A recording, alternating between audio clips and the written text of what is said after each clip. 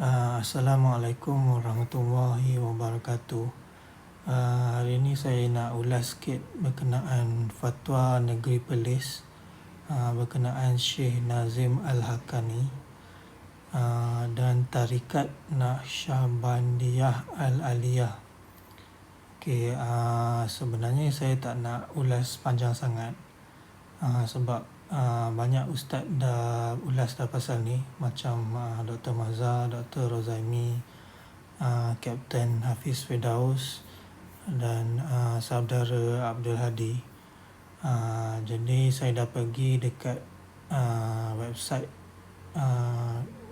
Mufti Perlis ni dan saya dah download dia punya fatwa dia. Sebelum kita mulakan, kita baca dulu satu surah Al-As. Bismillahirrahmanirrahim. Dengan nama Allah yang Maha Pemurah lagi Mengasihani. Wal-As, demi masa. Innal insana lafi husr, sesungguhnya manusia itu dalam kerugian. Illal ladzina amanu wa amilus solihat wa tawasau bil haq wa tawasau bis sabr, kecuali orang-orang yang beriman dan beramal soleh, dan mereka pula berpesan-pesan dengan kebenaran serta berpesan-pesan dengan sabar. Jadi video ni kita buat dengan sebab kita nak ikut surah Al-As ni, berpesan-pesan dengan kebenaran serta berpesan-pesan dengan sabar, supaya kita jadi orang yang beriman dan beramal soleh, dan kita tidak berada dalam kerugian. Kita pergi, saya ada markup sikit. Kita tengok yang pertama ni, saya dah highlight ni lah. Kita baca yang highlight sajalah. Tarikat Naqsyabandi Al-Aliyah di bawah pimpinan Syekh Nazim Al-Haqqani bertentangan dengan fahaman akidah Ahli Sunnah wal Jamaah. Ni yang kita nak highlight.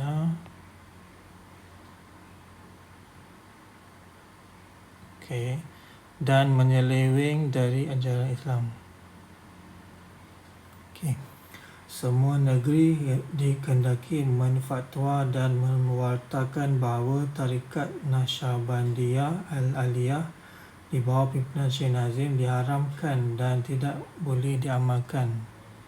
Semua negeri dikehendaki menfatwa mewartakan bahawa Tarikat Naqsyabandiyah Al-Aliyah bawah Syekh Nazim diharamkan dan tidak boleh diamalkan oleh umat Islam kerana ia bercanggah dengan ajaran Islam yang sebenar.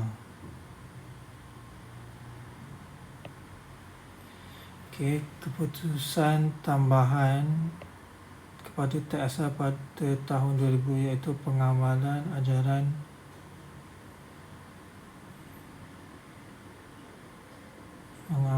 ajaran ini dikehendaki segera keputusan tambahan kepada teks asal pada tahun 2000 iaitu pengamalan ajaran ini dikehendaki segera taubat. Muzakarah Al-Kali ke 116 2019.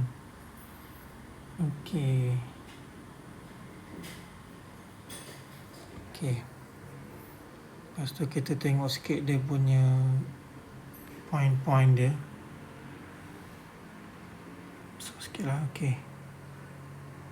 Antara perkara sesat, khurafat dan tahyul. Saya ada highlight some point, tapi bukan semua point yang saya highlight lah. Saya pakai pensel ni. Saya dah cakap saya dapat pensel ni, saya akan buat video lah pasal agama. Allah hanya melihat anak Adam sekali sehari dan menyerahkan hampir sepenuhnya kepada wali. Alam ditadbir oleh wali-wali kutub. Okey. So nombor satu ni kita tak tahu mana dia dapat ni. So itu mungkin itu sebab difatwakan sesat. Nombor dua, tidak wajar meminta terus kepada Allah. Ini pun tak betul ni, tak sama dengan Quran. Quran cakap dalam surah Al-Fatihah, Iyyaka na'budu wa iyyaka nasta'in. Hanya Engkau yang kami sembah, hanya Engkau yang kami meminta pertolongan. So takkan tak boleh minta terus. Okey, nombor tiga, Nabi Muhammad SAW setelah kewafatan menghantar wakil untuk hadir secara yakazah. Wakil itu bertindak seakan seperti Nabi yang sebenar.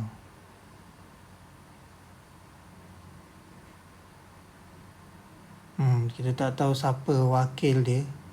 Sebab ikutkan ni wakil hadir secara yakazah, bukan Nabi yang hadir. Ini wakil tu yang hadir secara yakazah.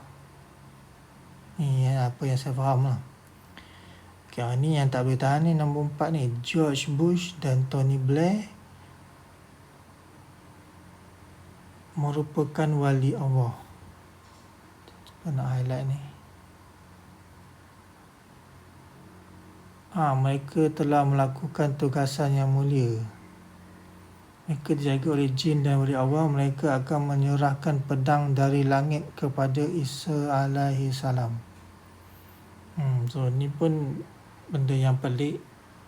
Macam mana George Bush dan Tony Blair boleh jadi wali pula, wali Allah pula, sedangkan mereka bukan orang Islam pun. Okay, yang kelima, wali mendapat kuasa ketuhanan seperti boleh mengalihkan gunung dan memanggil serta bertemu dengan roh. Okey, ada banyak part ni. Okey, wali mendapat kuasa ketuhanan. Jadi dia cakap nombor 4 tadi, George Bush dan Tony Blair tu wali. Jadi George Bush dan Tony Blair mendapat kuasa ketuhanan seperti boleh mengalihkan gunung dan memanggil serta bertemu dengan roh. Kejap lah.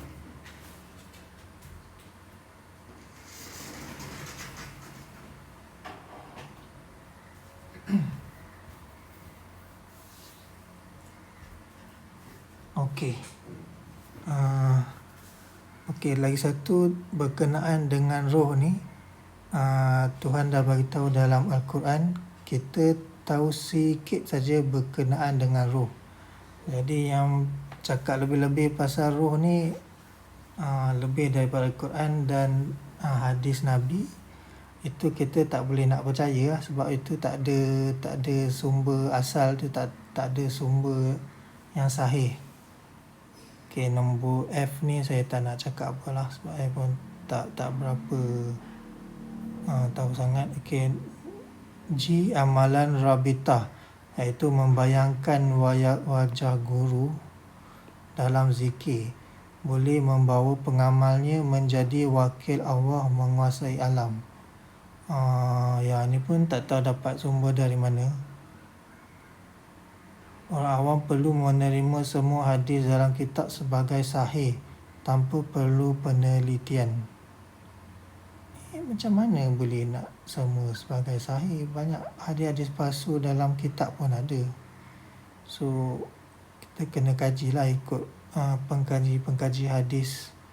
Ada cakap pasal hadis yang sahih, hadis yang maudhu, hadis yang lemah. Hadis apa nama dia? Daif, hadis daif. So ada macam-macam jenis hadis. So kita ambil hadis yang boleh diterima, yang telah dikaji oleh pengkaji hadis. Macam hadis Al-Bukhari dan hadis Sahih Bukhari, Sahih Muslim, tu yang kita tahu hadis-hadis yang sahih, sebab mereka telah mengkaji hadis tu dan itu adalah hadis-hadis yang sahih. So itu hadis yang boleh dipakai. Okay, nombor I, murid tidak boleh persoal tindakan guru walaupun bercanggah dengan syariat. Ini yang tak boleh nak pakai ni. Tak boleh nak persoal, tak boleh nak persoal tindakan guru walaupun bercanggah ni dengan syariat. Dah bercanggah dengan syariat, memang salah. Ni memang tak boleh nak pakai lah. Kerana guru mendapat arahan Tuhan. Ini lagi satu yang confuse. Guru dia dapat daripada Tuhan. Jadi guru dia tu kira Nabi ke apa? Kan, betul tak? Kau dapat macam wahyu dari Tuhan, dia kira Nabi lah. So, yang tak boleh pakai. So, nombor J and K, saya tak nak ulang banyak. Saya pun tak tahu sangat pasal ni.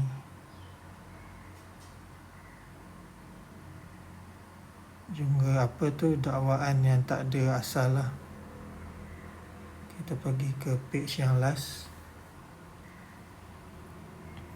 Nombor I, saya tak nak ulas banyak.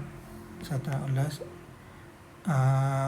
M, okey, ini dirinya ni Syekh Nazim Al-Haqqani lah. Dan Syekh Mehmet Adil dilantik oleh Nabi SAW. Ni pun dakwaan dapat dari mana ni, kita tak tahu. Para wali yang berada di kubur mereka memiliki kuasa melindungi kita dengan izin Allah.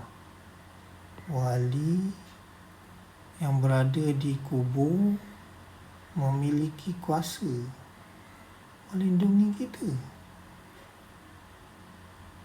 Ini tambahan lah ni, nak kasih sedap apa goreng dia. Mana dapat dakwaan ni, wali di kubur memiliki kuasa melindungi kita? Adakah daripada Quran dan hadis? Hadis sahih, bukan hadis tak sahih. Mi'raj bukan hanya untuk Nabi tetapi juga untuk umatnya. Apa tu, Nabi pergi Isra' dan Mi'raj, so umatnya pun boleh pergi Isra' dan Mi'raj. Ni pun satu yang mengarut. Ada burak lagi, macam ada burak ni. Astaghfirullahalazim. Yang disediakan untuk umatnya.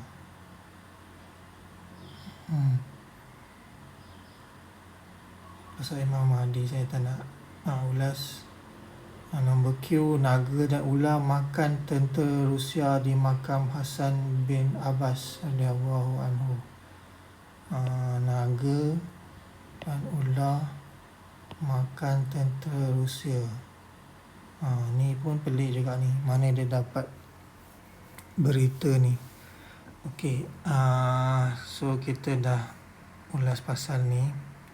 Kita tengok apa yang saya dapat jumpa dekat internet. Dekat Harakah Daily ada cakap sikit berkenaan Tarekat Naqsyabandiyah Al-Aliyah, Syekh Nazim menyeleweng. Tapi ni 6 April 2022, kita tak tahu dia punya latest status macam mana. Lepas tu saya jumpa dekat Twitter ni, dia terangkan sikit lah berkenaan dia punya kronologi fatwa tentang tarikat ni dekat Malaysia. Pada tahun 2000, Muzakarah Jawatan Kuasa Fatwa MKI lah ni, kali ke-48 memutuskan tarikat Naqsyabandiyah Al-Aliyah bahawa pimpinan Syekh Nazim bertentangan dengan fahaman akidah Ahli Sunnah wal Jamaah dan menyeleweng dari ajaran Islam. Okey, lepas tu kita tengok ini yang dia punya keputusan dia lah ni. Tarikat Naqsyabandi Al-Aliyah Nazim Al-Haqqani tahun 2000. Keputusan Muzakarah Fatwa Majlis Kebangsaan bagi Hal Ehwal Agama Islam Malaysia kali ke-48 bersidang pada 3 April tahun 2000 telah membincangkan Tarikat Naqsyabandiyah Al-Aliyah Syekh Nazim Al-Haqqani. Muzakarah telah memutuskan bahawa Tarikat Naqsyabandiyah Al-Aliyah di bawah pimpinan Syekh Nazim bertentangan dengan fahaman akidah Ahli Sunnah wal Jamaah dan menyeleweng dari ajaran Islam. Pengamal ajaran ini hendaklah segera bertaubat. Okey, ini tahun bila punya ni? Tahun 2000, okey. Lepas tu dia tu lagi, lepas tu banyak juga negeri yang ikut serta mengeluarkan fatwa dan ada negeri yang mewartakan fatwa mereka. Ada yang wartakan wartakan tu maksudnya kalau orang tu melanggar fatwa tu, orang tu boleh dikenakan tindakan, kena denda ke apa macam tu lah. Kita buka satu-satu. Ini yang tadi kan. Warta Kerajaan Malaysia tahun 2002. Yang mana punya ni? Oh, wilayah persekutuan. Tak boleh nak besar lagi.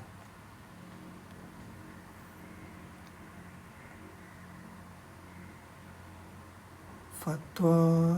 Oh, ni ada diwartakan lah dekat wilayah persekutuan. Oh, tahun 2002. Warta wilayah persekutuan. Tarikat Naqsyabandiyah Al-Aliyah pimpinan Syekh Nazim. Tarikat Naqsyabandiyah Al-Aliyah di bawah pimpinan Syekh Nazim bertentangan fahaman akidah Ahli Sunnah wal Jamaah dan menyeleweng daripada ajaran Islam. Pengamal ajaran ini dikehendaki segera bertaubat. Okey. Mufti Wilayah Persekutuan tahun 2000. Ada lagi tak? Tak ada.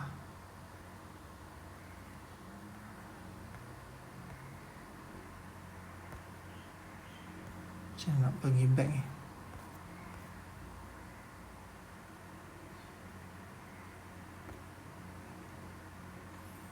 Okey.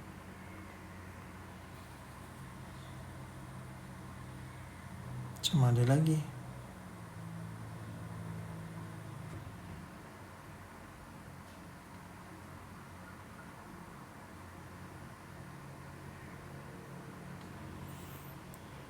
Oh, ni warta daripada Kerajaan Negeri Kedah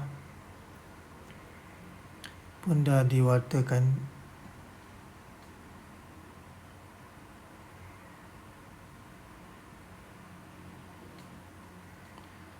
Okey, kita baca sikit kalau boleh baca lah ni. Warta Kerajaan Negeri Kedah Darul Aman tahun 2001 bahawa Jawatankuasa Fatwa Negeri Kedah Darul Aman telah mengkaji bersetuju dengan sebulat suara mengharamkan tarikat Naqsyabandiyah Al-Aliyah di bawah pimpinan Syekh Muhammad Nazim Haqqani kerana mendapati ianya bertentangan dengan fahaman akidah Ahli Sunnah wal Jamaah dan menyeleweng dari ajaran Islam. Pengamal ajaran ini dikehendaki segera bertaubat.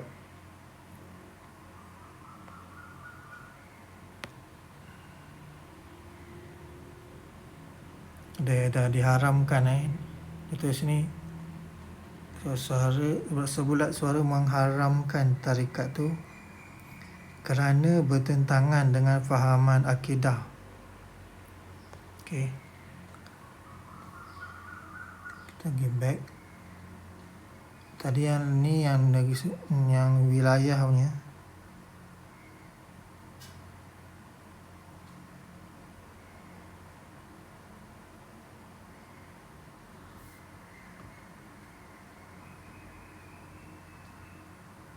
Bertentangan dan menyeleweng daripada ajaran Islam. Okey. Okay, so satu ni 2002 punya, ni 2001. 2002 wilayah persekutuan punya wartakan. 2001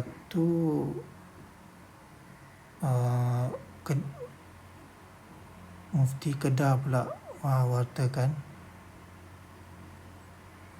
2002. Yang ni 2001. Ya.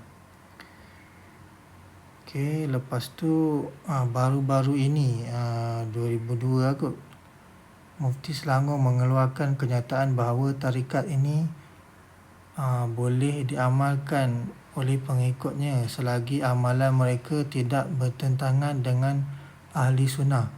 Beliau memetik keputusan MKI kali ke-117.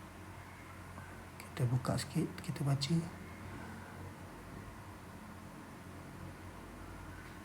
Tarikh 15 Mac 2022, kenyataan media menjawab isu video tular bertajuk AJK Fatwa Negeri Selangor mahu hidupkan ajaran sesat. Dakwaan ahli jawatankuasa Fatwa Negeri Selangor mahu menghidupkan ajaran sesat merupakan suatu tuduhan yang berat serta mencemarkan kredibiliti institusi yang menjadi rujukan berkaitan hukum syarak di negeri ini. So ada video bertajuk AJK Fatwa Negeri Selangor mahu hidupkan ajaran sesat. Mesyuarat Jawatankuasa Muzakarah MKI kali ke-117 bersidang pada 25 dengan 29 Ogos tahun 2020 telah meminda keputusan muzakarah bertarikh April 2000 seperti berikut. Kajian semula Tarikat Naqsyabandiyah Al-Aliyah di Malaysia. Muzakarah merumuskan dan berpandangan bahawa Tarikat Naqsyabandiyah Al-Aliyah boleh diamalkan oleh pengikutnya dengan syarat amalannya tidak bercanggah dengan prinsip akidah dan syariat dalam kerangka ahli sunnah wal jamaah. Okey, tadi yang sebelum ni dia dah cakap bertentangan. Sekarang ni dia cakap boleh diamalkan dengan syarat amal tidak bercanggah, tidak bertentangan lah. So macam mana ni sekarang? Kita pun dah confused, betul tak? Mula-mula dia cakap bertentangan, bercanggah. Sekarang boleh diamalkan dengan syarat amalnya tidak bercanggah. Yang mana satu yang bercanggah, mana satu yang tidak bercanggah? Kan dia dah bertukar. Bila dah tukar, dia kena terangkanlah dekat orang awam supaya orang awam faham. Okey, kita baca lebih sehubungan dengan itu juga. Mana-mana tarikat boleh diamalkan dengan syarat ianya tidak bertentangan dengan prinsip akidah dan syariat dalam kerangka ahli sunnah wal jamaah. Okey, no problem lah. Selain itu, dalam melaksanakan amalan tarikat, pengamal hendaklah memastikan tidak berlaku amalan dan perbuatan yang tidak bersesuaian dengan uruf setempat. Yalah, apalah, macam zikir hu-hu-hu tu. Apalah. Sekejap kita pergi tutup ni. Ni apa benda pula ni? JAKIM dan Jabatan Mufti Negeri, Kertas JKM. Kajian semula Tarikat Nasional Syekh Nazim Al-Kani di Malaysia. Ini tahun 2019. Muzakarah merumuskan berpandangan bahawa Tarikat Naqsyabandiyah Al-Aliyah hanya boleh diamalkan oleh pengikutnya dengan syarat amalannya tidak bercanggah dengan prinsip akidah dan syariat dalam kerangka ahli sunnah wal jamaah. Sehubungan itu juga, mana-mana tarikat boleh diamalkan dengan syarat ianya tidak bertentangan dengan prinsip akidah dan syariat. Sama lah. Macam apa dia tulis. Lepas tu JAKIM mengeluarkan kenyataan bahawa apa yang diputuskan MKI itu bukan status tarikat tersebut. Sebaliknya hanyalah kelonggaran yang diberikan kepada pengikutnya. Dekat Harakah Daily Trail ini, perkara itu disahkan oleh JAKIM melalui kenyataan mengenai status tarikat berkenaan pada Jumaat yang lalu memetik keputusan muzakarah kebangsaan MKI tahun 2000 lah. Mengikut kenyataan itu, keputusan mengenai status tarikat itu kemudiannya dikekalkan pada muzakarah kali ke-86 pada 2009.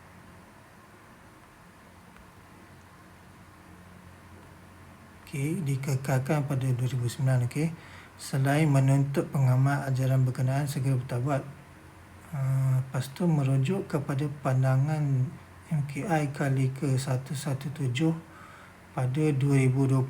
Muzakarah tidak membuat sebarang keputusan untuk meminda atau membatalkan keputusan muzakarah fatwa tahun 2000 tu. Sebaiknya memberikan pengikut tarikat mengamalkan setiap bertangan oleh Sunnah wal Jamaah.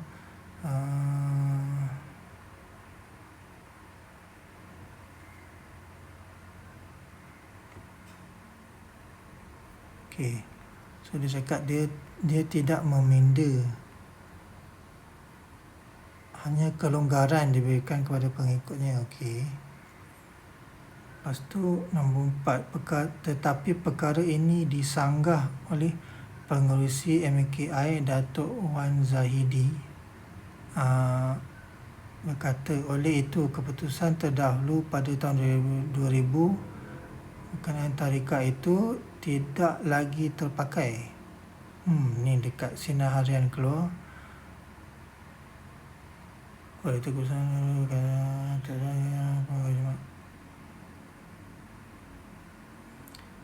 tapi episode second paragraph dia cakap, beliau memberitahu bagaimanapun pelaksanaan keputusan MKI 177 itu tertakluk kepada pihak berkuasa agama setiap negeri. 177 ni tadi 177 ni 177 typo pada tahun 2020 lah. Tertakluk kepada pihak berkuasa agama setiap negeri. Terdapat kekeliruan dalam laporan media sebelum ini sehingga menimbulkan keresahan warganet. JAKIM melalui kenyataan melakukan muzakarah tidak membuat sebarang keputusan meminda dan membatalkan MKI sebagai memudahkan MKI mengamalkan setiap bertangan akidah.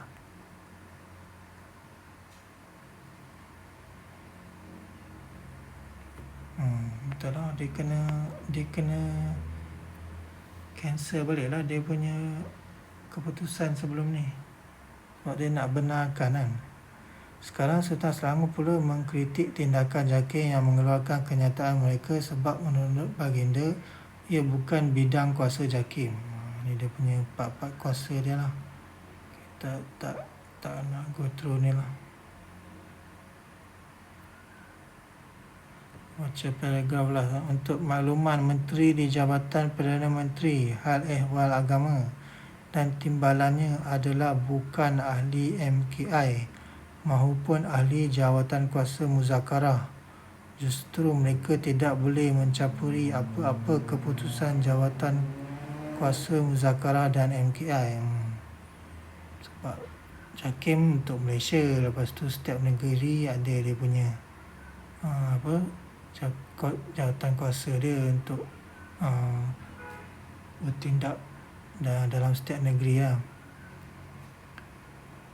Tapi kuasa di bawah pemerintahan negeri lah. So menteri pun tak boleh, menteri di Jabatan Perdana Menteri dan timbalannya pun tidak boleh mencampuri apa-apa keputusan jawatan kuasa muzakarah dan MKI. Tidak ada. Mengikut semua kenyataan di atas, kita dapat menyimpulkan bahawa status tarikat ini sebenarnya tidak diubah, maka dakwaan pihak JAKIM itu memang benar. Sebaliknya, tarikat tersebut hanya diberikan kelonggaran untuk diamalkan oleh pengikutnya dengan bersyarat. Ni persoalan dia lah. Persoalan saya sekarang, bukankah sebelum ini tarikat ini telah difatwakan sesat? Jadi kenapa perlu ada perubahan begini dilakukan dan apakah kepentingannya? Ni ditulislah 2009 ni ciri-ciri ajaran dia sama je macam yang tadi kita ulas tadi. Boleh ada tambah sikit. Fahaman Wahdatul Wujud Nur Muhammad, Martabat 7 serta pluralisme.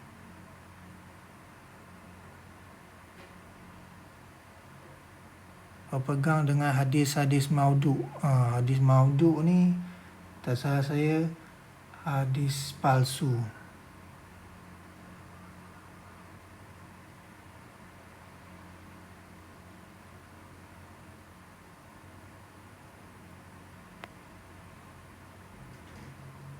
Okey.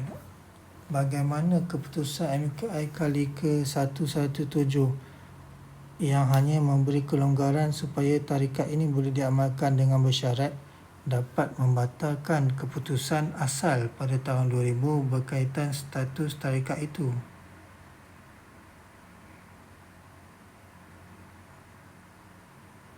Sebab kali ke-117 2020 tu dia cuma beri kelonggaran tarikat boleh diamalkan dengan bersyarat, tapi dapat membatalkan keputusan pada tahun 2000.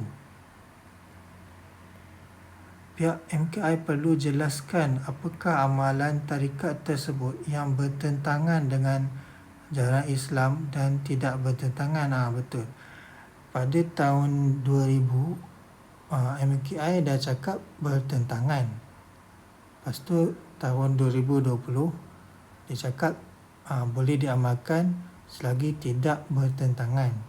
Jadi kita nak tahu amalan apa tu yang tidak bertentangan, yang boleh diamalkan lah. So jadi orang awam tak adalah confused ni boleh ke tak boleh diamalkan macam tu. So mereka juga perlu mengeluarkan garis panduan supaya orang awam berhati-hati, bukan sekadar baling batu sembunyi tangan. Ni yang saya cakap ni, perlu mengeluarkan garis panduan supaya orang awam berhati-hati lah. Nanti orang awam terikut amalan yang bertentangan dengan ajaran Islam, jadi macam mana nanti orang awam pun tersesat.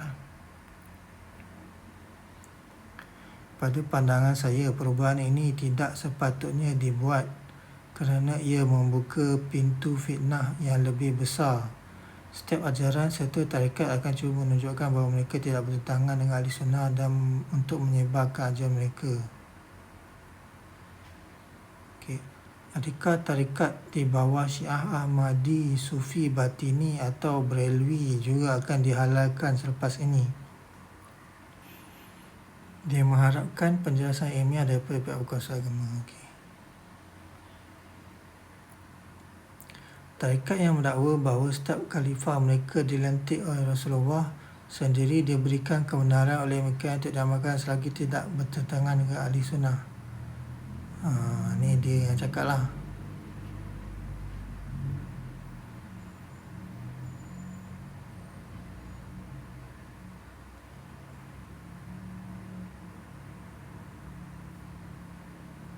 Dah habis dah.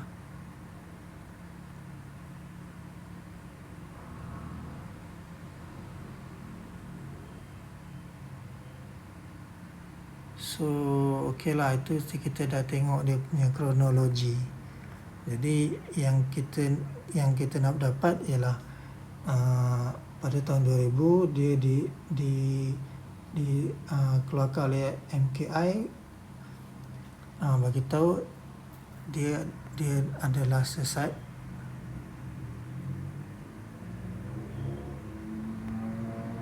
Kita tengok ni.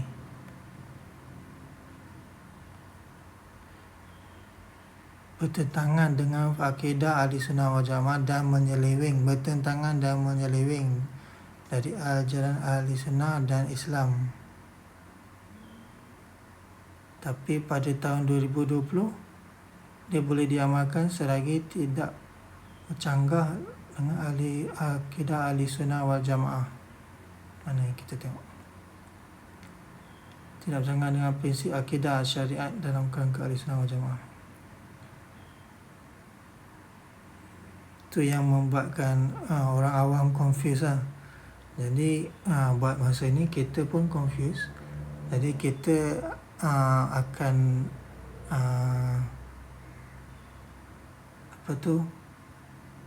menolak dululah tarikat ni supaya kita tidak terjerumus dalam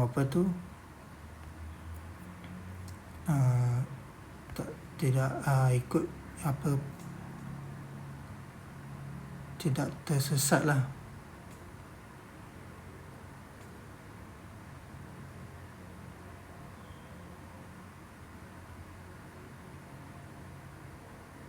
Supaya kita tidak terikut pintu fitnah dan kita tidak tersesat lah. Sebab dia banyak yang kita confuse. Apakah amalan dia? Dia pun petikai apa pandangan MKI perlu jelaskan apakah amalan tarikat tersebut yang bertentangan dengan ajaran Islam dan yang tidak bertentangan. Perlu mengeluarkan garis panduan supaya orang awam berhati-hati. Itu saja yang kita nak ulas pada pagi ini. Sekian, Assalamualaikum warahmatullahi wabarakatuh.